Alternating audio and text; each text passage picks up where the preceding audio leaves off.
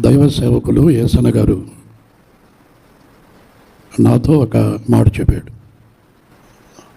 అది నాకే ఆశ్చర్యం అనిపించింది. ఎందుకో మన ఇద్దరం కలిసి ఒక పాట పాడాలిరా అన్నాడు. ఏం పాట అనేది నాకు కూడా తెలియదు. తర్వాత యేసన్న గారే చెప్పారు, పోరాటం, ఇది ఆత్మీయ పోరాటం. ఈ పోరాటంలో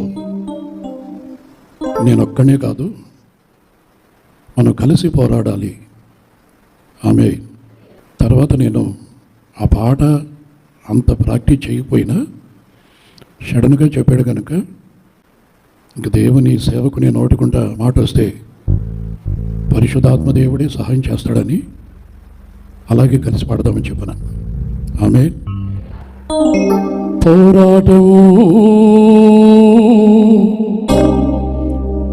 ఆత్మీయ పోరాటం,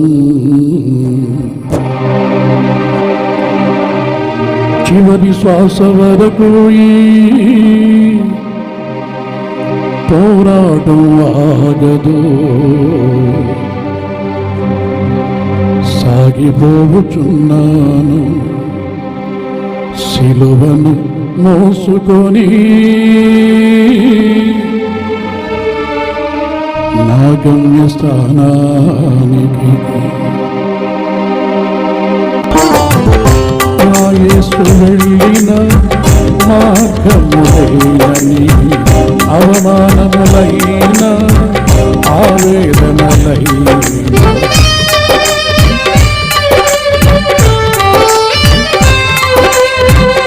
నా యేసు వెళ్ళిన మార్గములైనని, అవమానములైన ఆవేదనలైన, నా యేసు కృప నుండి వేరుపరచలేవని, నా యేసు కృప నుండి వేరుపరచలేవని, ఆగిపోనునే సాగిపోనున్నా, ఆగిపోనునే సాగిపోతున్నా. పోరాటం ఆత్మీయ పోరాటం, విశ్వాస వరకు ఈ పోరాటం ఆగదు.